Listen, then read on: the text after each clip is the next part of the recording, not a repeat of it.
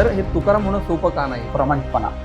Number 2 आहे त्या कामाच्या प्रती कन्व्हिक्शन, ती शेवटपर्यंत करणं. नंबर 3 आहे त्या विषयाचं ज्ञान. आणि चौथं आहे धाडस. ह्या 4 गोष्टी असेल तरच माणूस तुकाराम होऊ शकतो. त्यांच्या कारकिर्दीत बरीच वर्ष, मला वाटतं 4-5 वर्ष कधी घरी बसण्यात गेले, कधी साईड पोस्टिंगमध्ये गेले. तुमचा तुकाराम मुंडे होईल असं सांगितलं जातं. मला असं वाटलं की हा ज्यांच्यासाठी काम करतोय त्या लोकांना ह्याची किंमत वाटत नाही. आपण चांगला रस्ता स्वीकारलेला आहे, त्या रस्त्याने जात राहायचं. ते पण उद्विग्न होत असतील का, की तुमच्याशी खूप शेअर करत असेल तरी? वातावरण थोडं तणावग्रस्त होतं, कधी कधी चिडचिड होते, मुलावरही त्यांचा परिणाम होतो, आमच्या जॉईंट फॅमिलीवर त्याचा परिणाम होतो. पण सर्वात जास्त त्रास होतो तुकारामला. तुकाराम मुंडे जेव्हा बदल्यांनी थांबत नाहीत तेव्हा त्यांच्यावर आरोप होतात, त्यांच्या चौकशी लावल्या जातात. हे पण प्रकार झाले, ते हॅरॅसमेंट, त्या गोष्टी, याचा वैयक्तिक लेवलला फार त्रास होत असेल. अगदी आयुष्यातून उठवण्याचे प्रयत्न झालेले आहेत, पण आमचं कुटुंब पूर्णपणे तुकारामच्या पाठीचे आहे. तुम्ही कधी सल्ला दिलाय की इथे थोडं लवचिक राहिलं पाहिजे, कामाच्या शैलीत बदल केला पाहिजे? असं वाटतं तुकाराम मुंडे एका नरेटिव्हचे पण बळी आहेत की सातत्याने ते कोणाचं ऐकत नाही, ते फार उद्धट आहेत, लोकप्रतिनिधींनाही, नगरसेवक आमदारांना भेटायला वेळ देत नाही. ह्याच्यात चूक काय? तुकाराम ज्या पद्धतीने काम करतो त्याच्यात चूक काय ते सांगा. आतापर्यंत कोणीही माणूस अमुक हे चुकीचं केले नाही सांगू शकला नाही. राजकारण्यांशी खटके का बरं उडतात एवढे? तुमचं त्याच्यावर वैयक्तिक मत काय? खटके वगैरे काही उडत नाही, फक्त एकच आहे, तुकाराम नियम सोडून काही करत नाही. तुम्हाला आपल्या छोट्या भावाने खरंच राजकारणात उतरावं, बदल घडवावा असं वाटतं?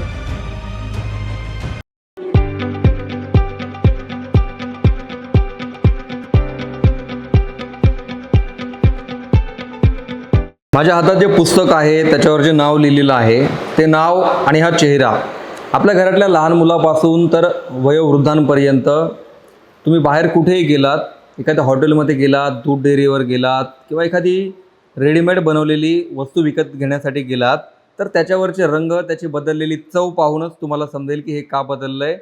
त्यामागे हे नाव आणि हा तुमच्यासमोर असलेला फोटो कारणीभूत आहे. नाव आहे तुकाराम मुंडे. तुकाराम मुंडेंनी गेल्या 2 महिन्यांपासून FDAचा कारभार हाती घेतल्यानंतर जी कारवाई सुरू केली आहे त्यामुळे राज्यात त्यांचं कौतुक होतं आहे. त्यांच्या मागे महाराष्ट्र आज पूर्ण ठामपणे उभा आहे. त्यांच्यावर नुकतंच एक पुस्तकही प्रकाशन झालं तुकाराम नावाचं, त्याचा नुकताच कार्यक्रम झाला. आणि तुकाराम मुंडे काय आहेत हे आतापर्यंत आपण मीडियातून फक्त त्यांच्या बदल्या होतात त्यावेळी ऐकून घेतो. गेल्या 2 महिन्यापासून आपण ऐकतो त्यांच्या धडाकेबाज कारवाईमुळे आतापर्यंतचे तुकाराम मुंडे पुढे महापालिकेचे आयुक्त किंवा जिल्हाधिकारी म्हणून त्या भागापुरतेच काम करायचे. त्याच राज्यासाठी काम करत असताना त्यांचा आवाका वाढलेला असल्यानंतर ते कसं काम करतायत?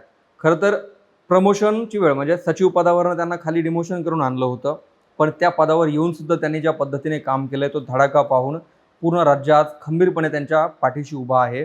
जे राजकारणी एरवी त्यांच्या सोयीनुसार भूमिका बदलत असतात त्यांनाही जनतेचा रेटा पाहून आज तुकाराम मुंडेंच्या मागे ठामपणे उभं राहावं लागतं आहे.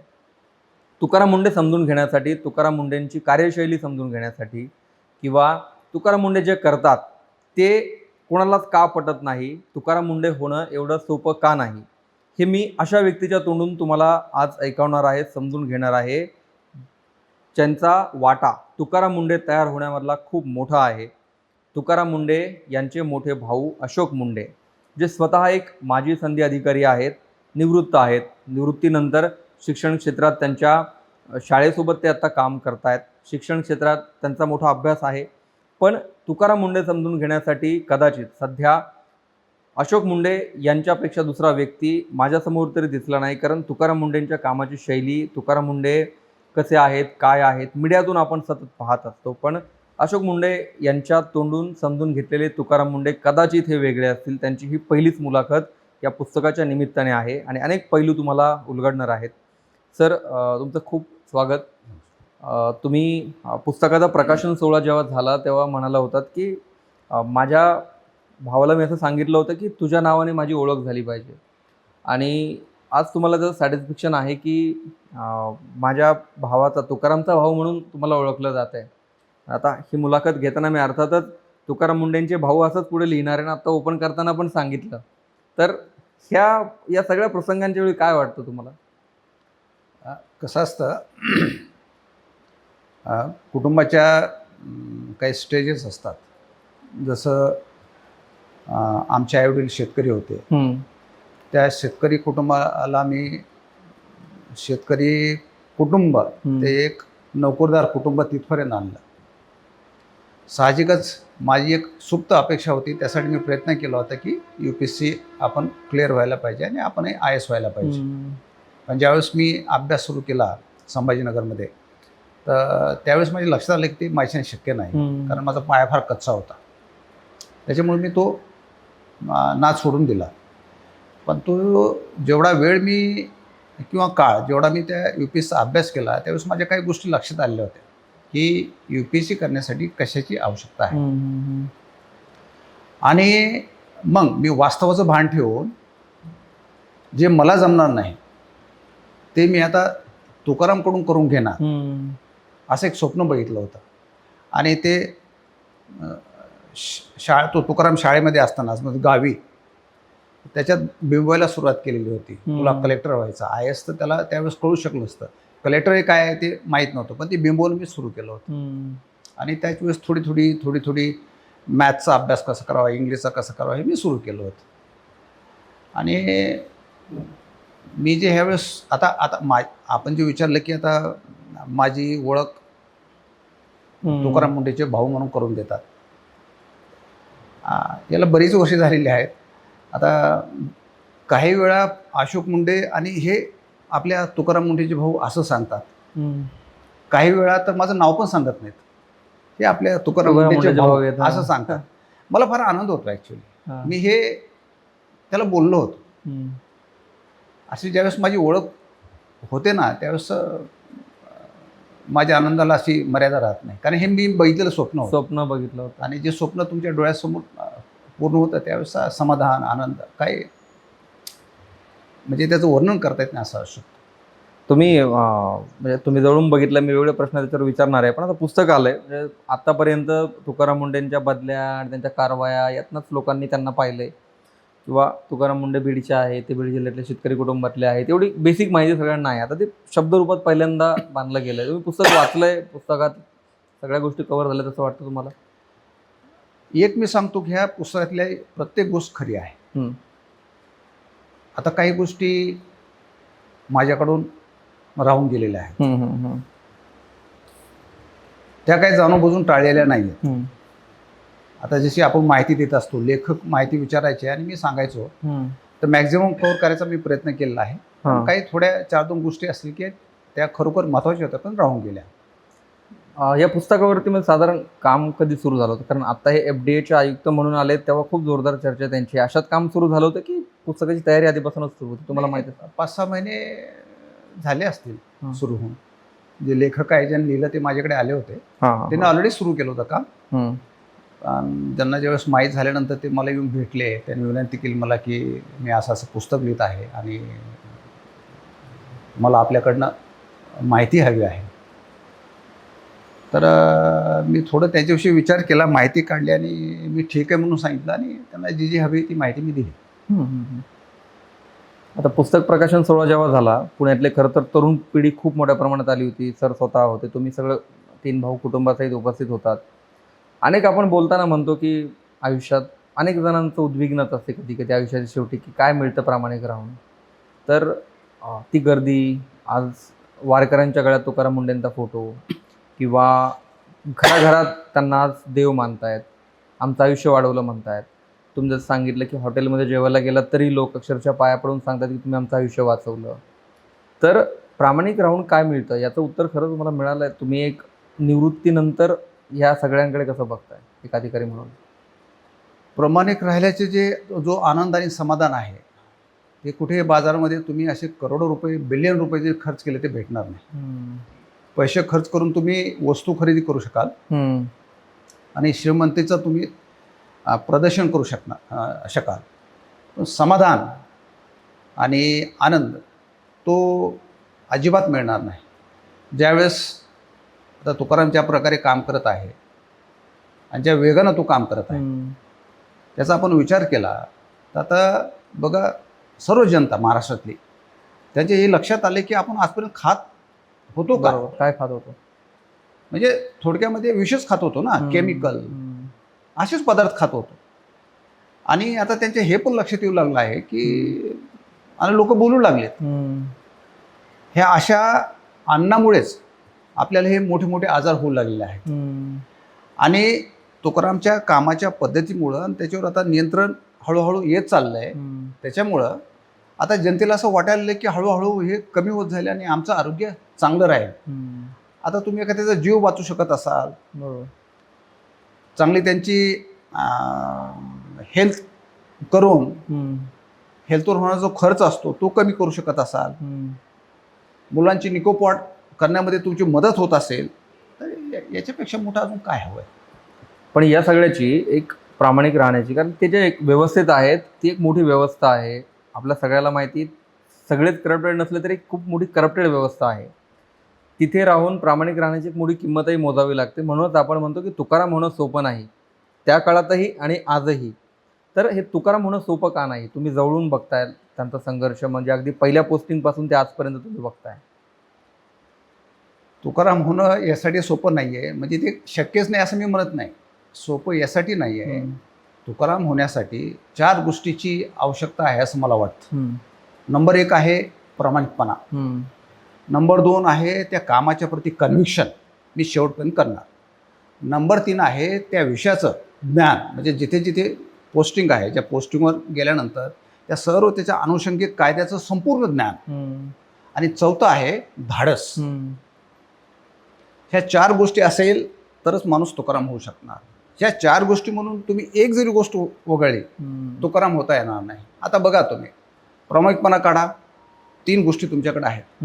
माणूस तो काम करू शकेल का?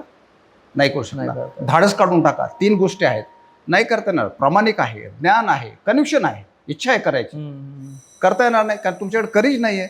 बरोबर. म्हणजे धाडस केल्यानंतर, एखादी ॲक्शन घेतल्यानंतर त्याचे परिणाम होणार आहेत, त्याला फेस करण्याची तुमची ताकद नाही आहे. त्याच्यामुळे तुकाराम होणं शक्य नाही. या 4 गोष्टी असतील तरच तुकाराम होता येणार, अन्यथा नाही. म्हणजे यासाठी प्रश्न विचारला, त्यांच्या कारकिर्दीतली बरीच वर्ष, मला वाटतं 4-5 वर्ष कधी घरी बसण्यात गेलेत, कधी साईड पोस्टिंगमध्ये गेलेत, कधी महिनोमहिने त्यांना पोस्टिंगच मिळत नाही. एका आय एस अधिकाऱ्याला जे काही 20-25 वर्षाचा काळ मिळतो, त्यातले 5-5 वर्ष घरी जाणं ही एक खूप मोठी शिक्षा मानली जाते. आजकाल तर सिस्टममध्ये असं ऐकतो की तुमचा तुकाराम मुंडे होईल असं सांगितलं जातं. तर या सगळ्यांची, म्हणजे आपण जेव्हा म्हणतो की म्हणजे या काळात तुमची काय चर्चा होते किंवा यावर काय तुमची चर्चा होते? हे फार म्हणजे अतिशय आवड आहे. एखादा उमदा अधिकारी ज्याला समाजासाठी खूप काय करायचं आहे, खूप अशी स्ट्रॉंग विल पॉवर आहे, आणि अशा अधिकाऱ्याला वारंवार बदल्या करून एकतर अकार्यकारी पदावर दिलं जातं किंवा काही काही महिने त्याला पोस्टिंग दिली जात नाही. यावेळेस म्हणजे नाव उमेद होण्याचे चान्सेस जास्त असतात. तसे विचार डोक्यात येतात, त्याच्याही डोक्यात काही काही वेळ आलेला आहे. आम्ही त्याच्यावर चर्चा केलेली आहे. आणि एकदा तर मी त्याला असं म्हटलं होतं, एक मोठा भाऊ म्हणून, म्हणजे काळजी वाटते ना, तर मी म्हटलं की याच्या अगोदरच्या पोस्टिंगच्या बाबतीत विशेषतः आता ही परिस्थिती एफडीला आल्यापासून फार वेगळी झालेली आहे. मी म्हटलं, तू एवढं जनतेसाठी काम करतोस, कारण त्याचं टार्गेटच मुळात जनता असते. तो जनतेचा अधिकारी म्हणून ओळखला जातो. एखादं खरं काम असेल, त्याच्याकडे गेले आणि काम झालं नाही, असं कधी झालं नाही. काम 100% होणार. आणि मग असं एवढं काम करून देखील ज्यावेळेस मग 6 महिन्यात बदली होते, 2 महिन्यात, आता हेल्थ कमिशन असतं तर 2 महिन्यात बदली झाली. किती झपाट्यानं काम सुरू झालं होतं. एवढं होऊ नये, जनतेला त्याचे फायदे पण भेटू लागले होते. बरोबर. मला असं वाटलं की हा ज्यांच्यासाठी काम करतोय त्या लोकांना ह्याची किंमत वाटत नाही, असं माझ्या डोक्यात विचार आला. आणि मी त्याला हा प्रश्न केला, तर त्यांनी मला असं उत्तर दिलं की मी तुझ्याशी सहमत नाही आहे. लोक गरीब असतात, त्यांना ॲक्सेस नसतो, ते कोणाकडे जाणार? इच्छा असेल तर ते गोष्टी करू शकत नाहीत. त्याच्यामुळं आपण जो रस्ता स्वीकारलेला आहे, त्याने असंही मला एकदा सांगितलं होतं की नॉर्मली आपल्यासमोर 2 रस्ते असतात, एक चांगला असतो आणि एक वाईट असतो. ते आपल्यावर आहे की आपण कोणता स्वीकारायचा. आपण चांगला रस्ता स्वीकारलेला आहे, त्या रस्त्याने जात राहायचं, आपण आपले काम करत राहायचे. मग आपल्याला साथ मिळो न मिळो, जनतेची निश्चितपणे तुकारामला साथ मिळालेली आहे. प्रचंड प्रेम मिळालेलं आहे. पण आत्ता जी पोस्टिंग जर तुम्ही पाहिली, आता मात्र जनतेचा खूप मोठा सपोर्ट त्याला आहे. पण ते तुम्ही आता जसं म्हणालात, खरंच लोकांना आता लोक खूप ताकदीने सध्या लोक मागे उभा आहेत. पण याच्यात या डेमोक्रेसीमध्ये लोकांची पण एक खूप मोठी भूमिका आहे. जर एखादा अधिकारी असा अधिकारी होणं परत शक्य नाही, प्रत्येकाला त्याची किंमत मोजण्याची तयारी अनेकांची नसते. मग या परिस्थितीत लोकांची पण काय भूमिका असली पाहिजे? लोकशाहीमध्ये सर्वात महत्त्वाची भूमिका ही जनतेची असते. माझं MPSCला पॉलिटिकल सायन्स होतं, मी त्याचा अभ्यास केला आहे. त्याच्या इंग्लिशमध्ये असं आहे की vigilance is the price of democracy. म्हणजे तुम्हाला लोकशाही जिवंत ठेवायची असेल तर तुम्हाला फार दक्ष राहायला पाहिजे. जिथे काय चूक होत असेल तिथे आवाज उठवायला पाहिजे. ही व्याख्याच आहे लोकशाहीची. बरोबर. तर तुमची लोकशाही टिकून राहते, किंबहुना ती सुदृढ होते. आता जेव्हा आपण लोकांच्या भूमिकेचा विचार करतो आणि आपल्या देशातली लोकशाही आणि पाश्चिमात्य देशातली लोकशाही, अमेरिकेतली लोकशाही याचा विचार करतो, त्यावेळेस आपण सर्व पाहतो अधूनमधून ज्यावेळेस सार्वजनिक विषय असतात देशाचे, तर छोटे छोटे देश आहे, समजा फ्रान्स असेल, UK असेल, इटली असेल, 2 कोटी 3 कोटी लोकसंख्येचे देश आहेत. आपण सर्वांनीच पाहिलं आहे की एखाद्या विषयावर 5-5, 10-10 लाखाचे मोर्चे तिथे निघतात आणि ते प्रोटेस्ट करतात एका विषयावर शासनाच्या विरुद्ध. आपला तर जवळपास 150 कोटीचा देश आहे. मग आपल्या देशात हे का होत नाही? कोणाच काय पडलेलं नसतं. मग इथेच तर जनतेचा महत्त्वाचा रोल आहे. माझं असं मत आहे, जर एखादा रिपोर्टर, एखाद्या वर्तमानपत्राचा संपादक किंवा TV चॅनलचा संपादक किंवा डिजिटल मीडियाचा डायरेक्टर किंवा एखादा समाजामध्ये काम करणारा कार्यकर्ता, एखादा राजकीय नेता किंवा एखादा अधिकारी जर समाजहिताचं काम प्रमाणपणे करत असेल आणि त्याला जर कोणती व्यवस्था आड येत असेल आणि त्याला बाधा आणत असेल अशा कामाला, तर जनतेचं हे आद्य कर्तव्य ठरतं की त्यांनी घराच्या बाहेर पडून सनदशीर मार्गाने व्यवस्थेच्या विरोधात प्रोटेस्ट केलंच पाहिजे. प्रश्न विचारला पाहिजे, प्रश्न विचारले पाहिजेत, निषेध केला पाहिजे, जेणेकरून की आपली जी लोकशाही आहे ती सुदृढ होत राहील. म्हणजे हे सगळं चांगलं काम करत असतानाही 1-2-3 महिन्यात अचानक बदली होते.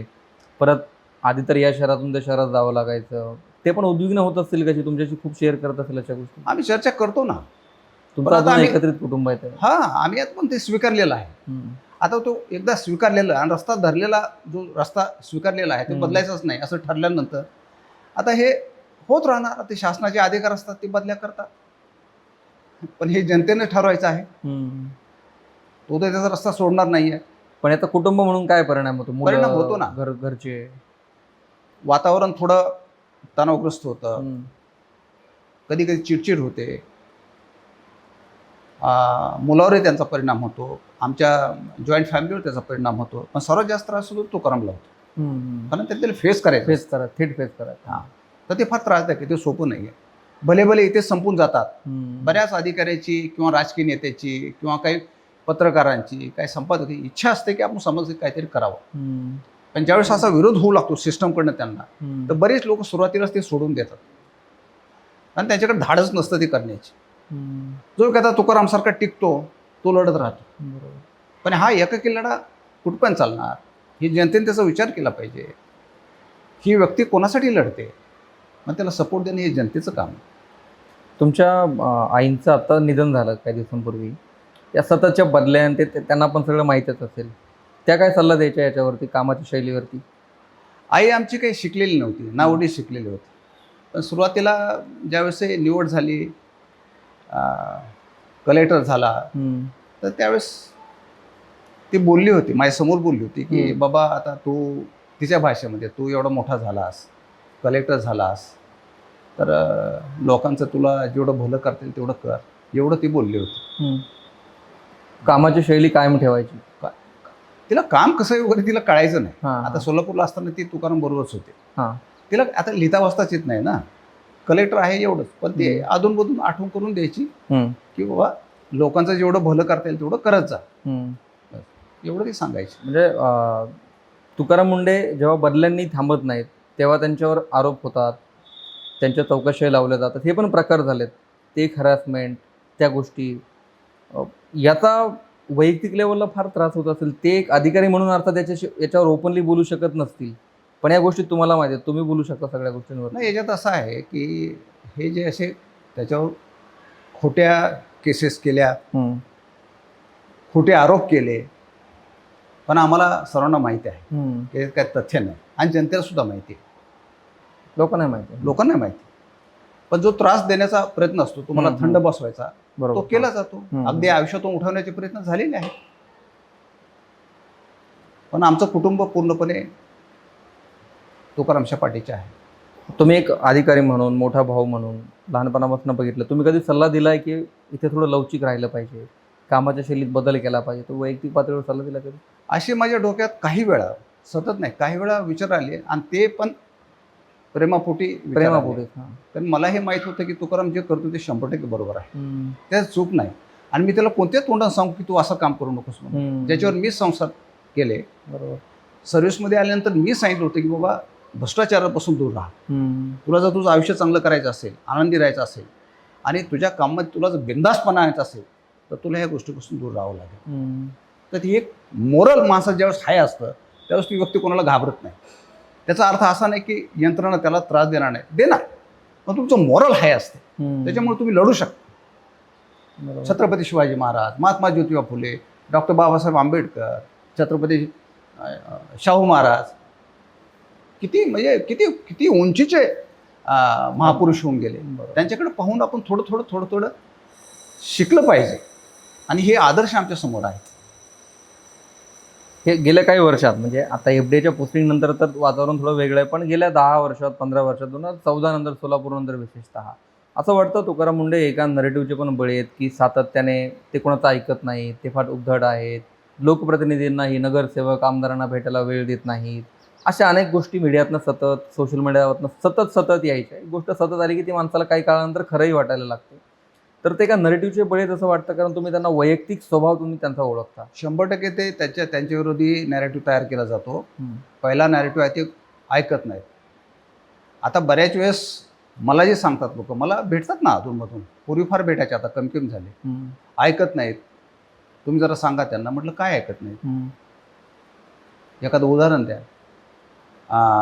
नाही पण थोडं समजून घेतलं पाहिजे. म्हटलं काय समजून घेतलं पाहिजे ते सांगा तुम्ही. नाही पण थोडं कसं असतं, काही दुसऱ्याचं काय आपलं, म्हणजे दुसऱ्याचं काय, आमचं तर काही नाही म्हटलं, दुसऱ्याचं काय. नाही पण हे 4 कामं बरोबर, 4 कामं असे तसे करायचे. म्हणजे असे तसे म्हणजे काय, त्याचे उत्तर त्यांच्याकडे नसतात. मीच त्याचं उत्तर देतो. म्हणजे चुकीचे काम करायचे का? हो, मग काय होतं, मग आता बाकीचे अधिकारी नाहीत का? आता मी पण सिस्टममध्ये काम केलेलं आहे. म्हटलं बाकीचे अधिकारी खूप आहेत, कोणत्या मार्गाने जायचं हे जनतेने ठरवायचं असतं. ह्याच्यात चूक काय, तुकाराम ज्या पद्धतीने काम करतो त्याच्यात चूक काय ते सांगा.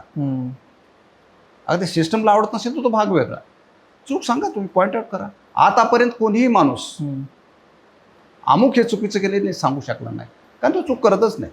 ते फक्त नियमावर बोट ठेवतात. नियमावर ठेवतात. आता बरेच जण म्हणतात मग प्रत्येक गोष्ट नियमावर बोट ठेवून चालत असते का? आता नियमावर बोट ठेवून नाही चालणार, कायदे कशासाठी केलेत? जशी आपली आपलं इंग्लंडची संसद आहे, तिथं लिखित संविधान नाही आहे. पण ते असं कन्व्हेन्शनवर चालतं. पण त्यांची ती लेवल फार उच्च आहे.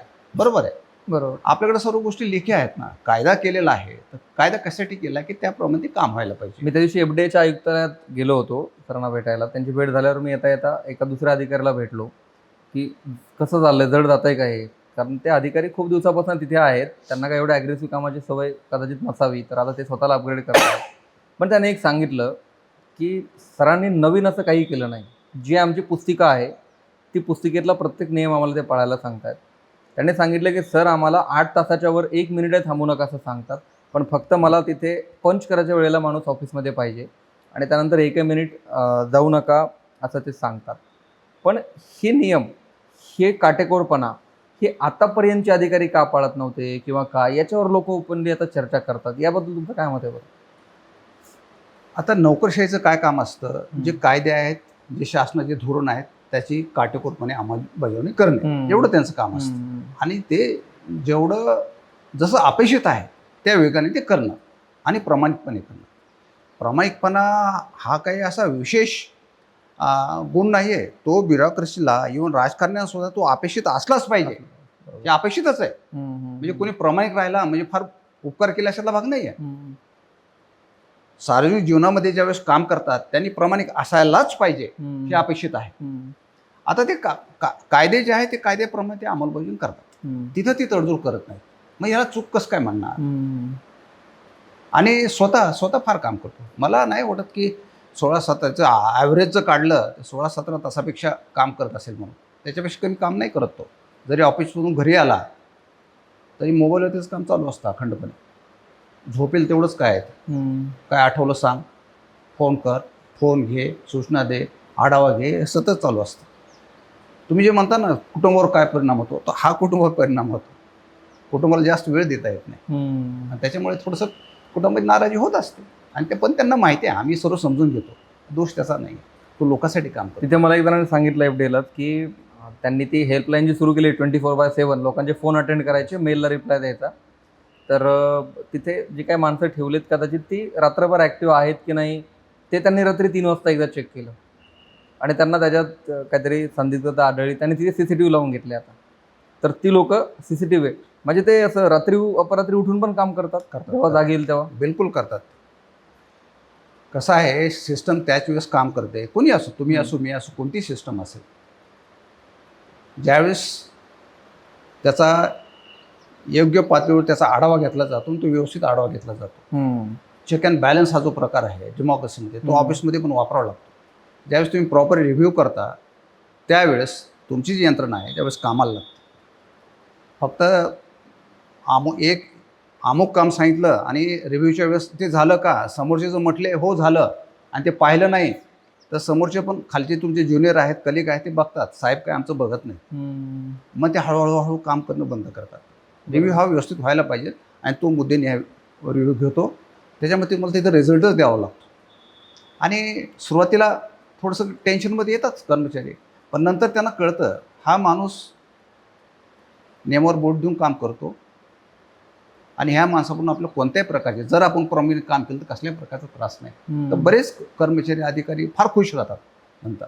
नाही, त्यांना तळतळा कापणारे अधिकारी कोण आहेत? ज्यांना फार नियम पाळायची सवय नाही किंवा ज्यांना वेळेत डिलिव्हरी द्यायची सवय नाही असे हे करतात. ते खूप कडक आहेत. कामाच्या शेजावर आपण बोललो, पण ते अधिकाऱ्यांशी जसे कडक राहतात किंवा काम करताना जसे एकदम कडक स्वभाव आहे तसे ते कुटुंबात आहे, तसं ते मुलांशी, पत्नीशी बोलताना, तुमच्याशी बोलताना नाही एवढं नसतं, पण थोडा भाग तो स्वभावाचा भाग असतोच.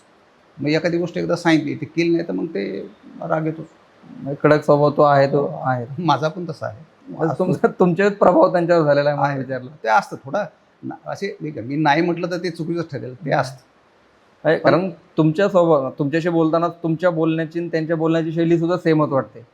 तुमचं जसं बोलणं आहे तसंच त्यांचंही वाटतं. तुम्हाला अर्थातच तुम्ही जेव्हा त्यांना UPSCची तयारी करायला सांगितली तेव्हा तुमचं स्वप्न होतं जे तुम्ही पूर्ण करू शकत नव्हतं, म्हणून अर्थातच त्या पुस्तकात आता बरेच उल्लेख आलेत त्याचे. त्यामुळे अर्थातच तुम्ही त्यांना सांगितलं, त्यांनी त्यात यश मिळवलं. पण हे सगळं करताना तुमचे आयडॉल या क्षेत्रातले किंवा त्यांचे आयडॉल कोणी होते की या माणसासारखं आपल्याला बनायचं आहे? त्याचं तर मला एवढं मी सांगू शकतो की त्यासमोर मीच होतो. म्हणजे मी म्हणजे त्याचं प्रेरणा स्तोत्र. बाकी मग आम्ही जे चर्चा करायचो, मी बोलायचो त्याच्याशी, तो लहान असताना मग छत्रपती शिवाजी महाराज त्यांचा आदर्श आपण समोर ठेवला पाहिजे.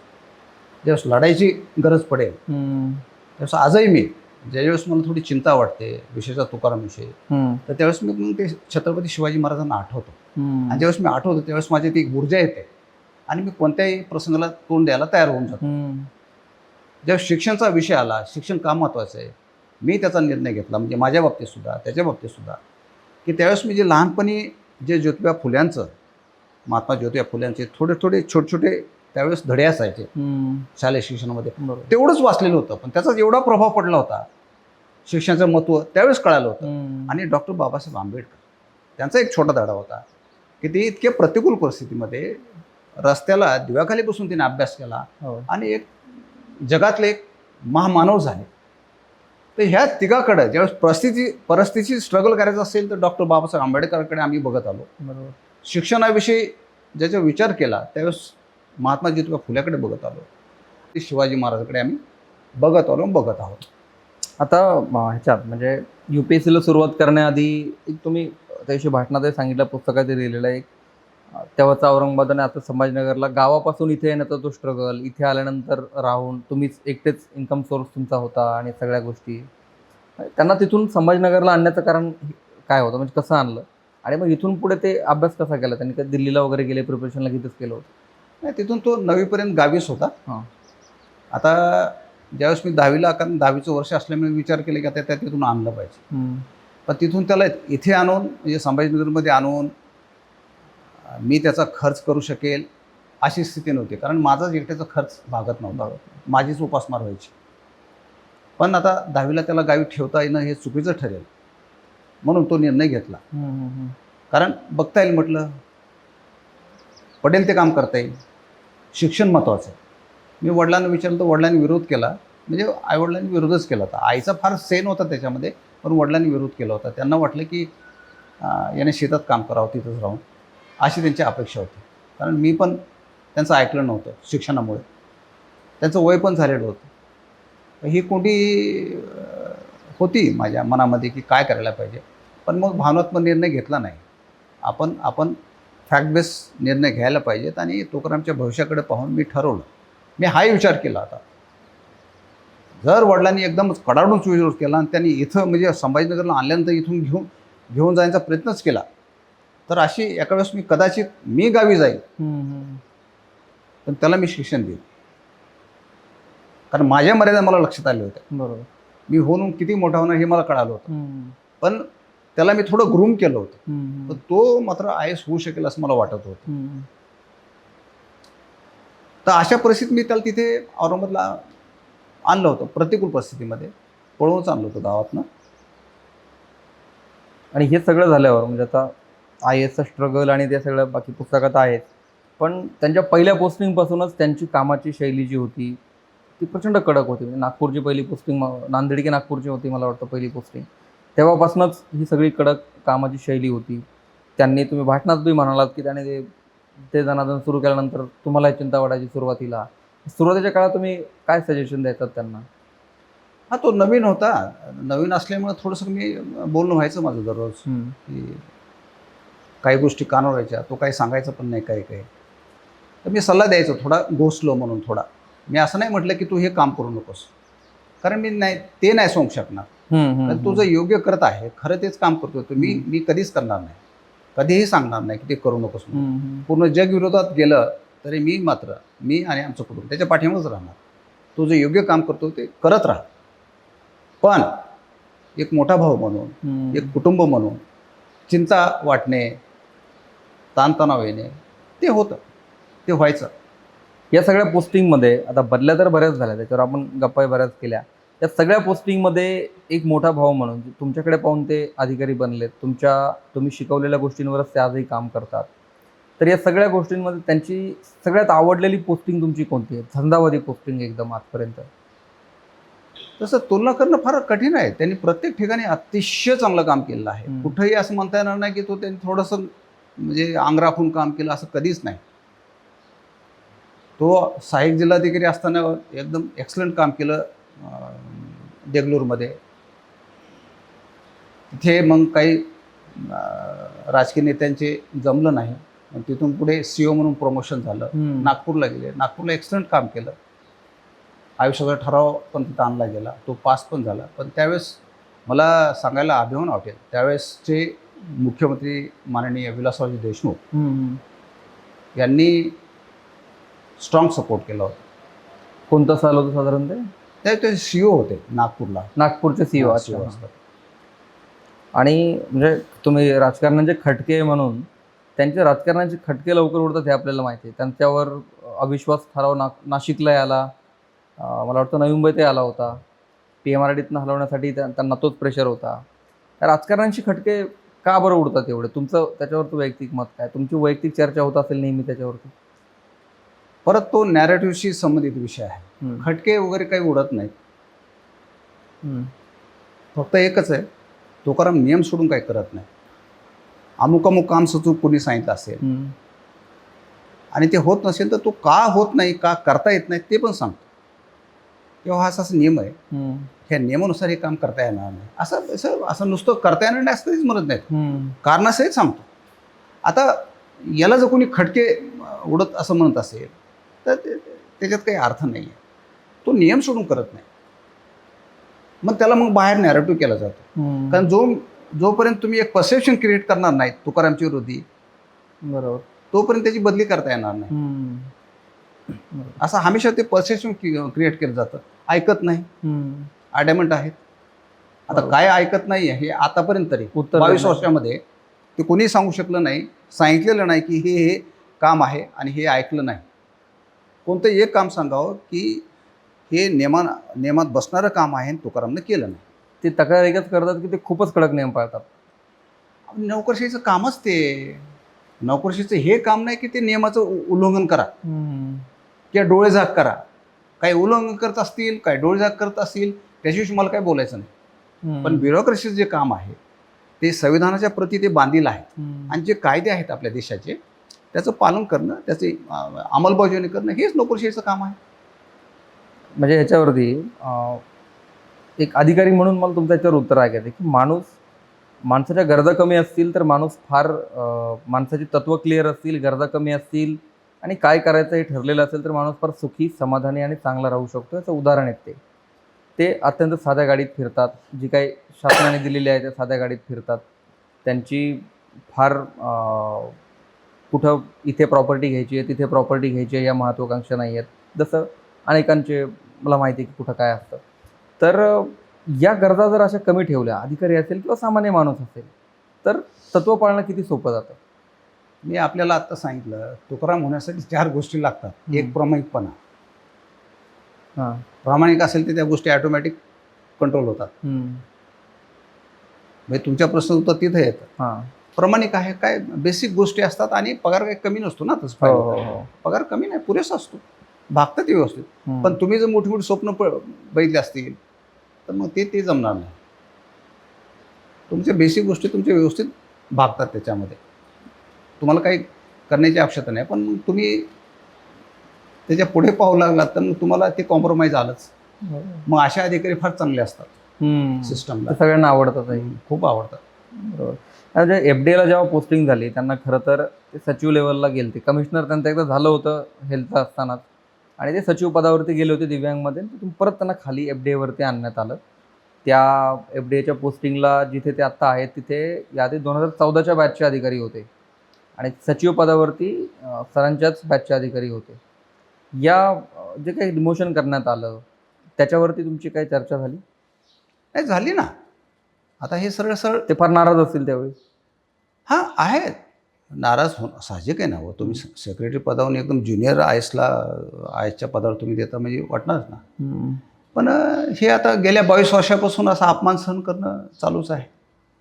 आपण सहन करावंच लागतो. पण त्यातही त्यांनी सोनं केलं. नाही आता हे बघा, तुम्ही आतापर्यंतचा तुम्ही इतिहास बघा 22 वर्षाचा. तुकारामची बदली कुठेही झाली असेल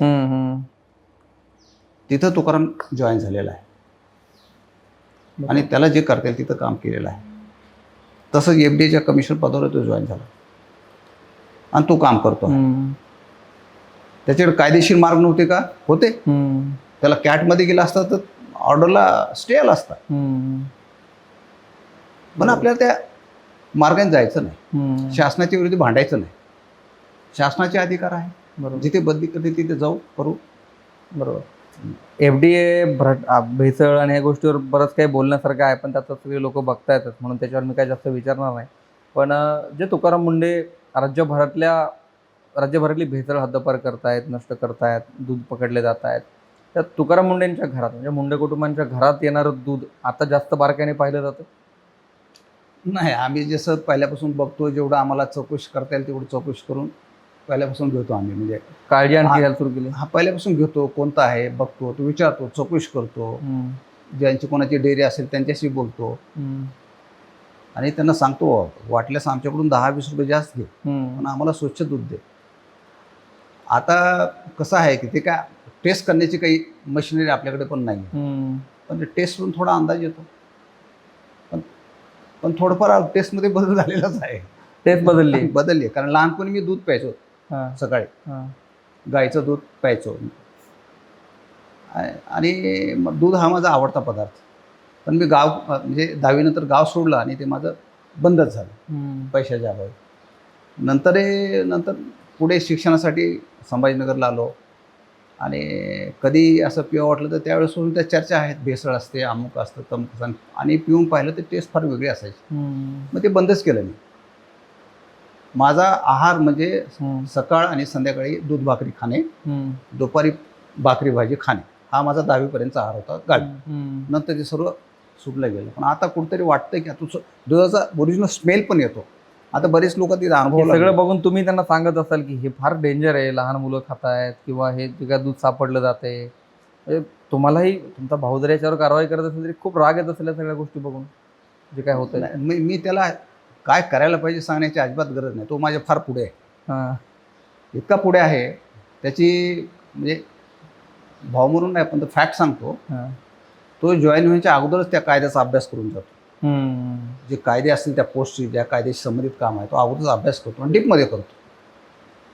आणि इथे काय काय करता येणं शक्य आहे, जेवढी थोडी जनरल माहिती घेतो त्याचा प्लॅन अगोदरच तयार असतो. आणि तिथं जॉईन झाले की ज्यावेळेस 4-2 मीटिंग होतात त्यावेळेस त्याला आयडिया होऊन जाते की ते काय होत नाही आणि काय करायला पाहिजे.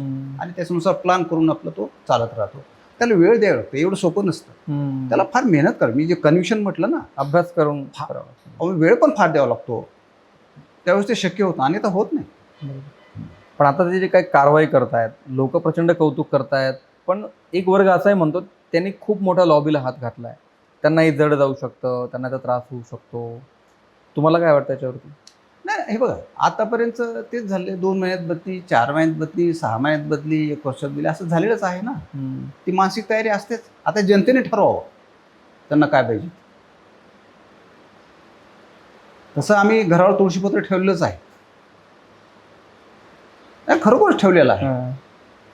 एखादा माणूस एखाद्या याच्यामध्ये राहतो, सत्तेवर राहतो आणि कोणत्याही गोष्टीला म्हणजे आयशारमी गोष्टीला हात घालत नाही, हे एवढं सोपं नसतं. बरोबर. ते सोपं नसतं. तर ते हे डोक्यात ठेवून ते वाटचाल चालू आहे. जनतेने ठरवा. बरोबर. लोक हे बोलतात म्हणजे कौतुक करताना की तुकाराम मुंडेंसारखा अधिकारी हा खरं तर राज्याचा मुख्यमंत्री पाहिजे, मंत्री पाहिजे. तुम्ही पण ते ऐकलं असेल, पाहिलं असेल.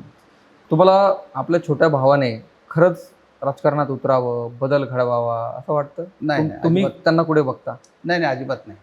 आमचं फॅमिली राजकारणात अजिबात जाणार नाही. तुमचं ठरलेलं आहे? अगदी पक्का. तो आपला मार्ग नाही आहे, त्या मार्गाने नाही जाणार. अगदी ठाम.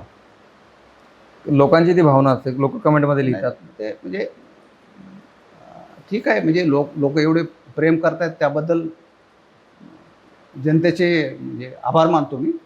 पण ते शक्य नाही आहे.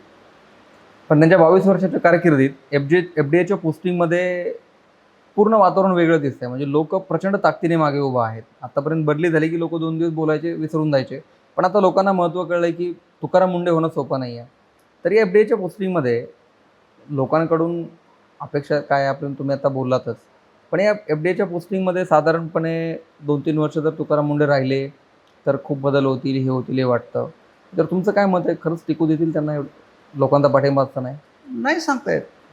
नाही काय सांगता येत नाही. म्हणजे लोकांचा पाठिंबा असला तरी काही होऊ शकतं? माहीत नाही म्हणजे असं.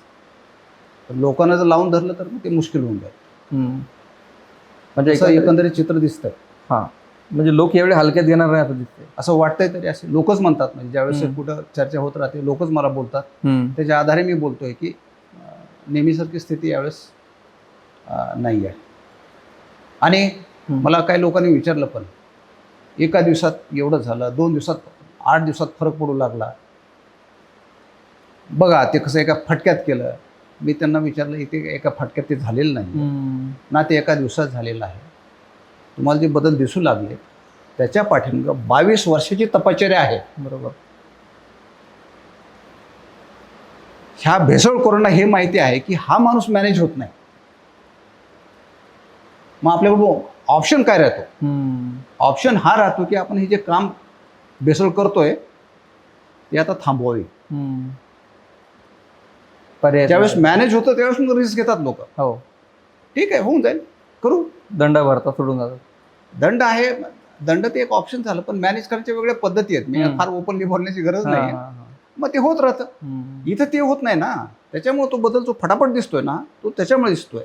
आणि त्याच्या पाठीमागची 22 वर्षी तपश्चर्या आहे, ते एका दिवसात झालेलं नाही आहे. हम्म. तर अनेक गोष्टीवरती आपण बोललोय, पुस्तकात पण अनेक मुद्दे आलेले आहेत.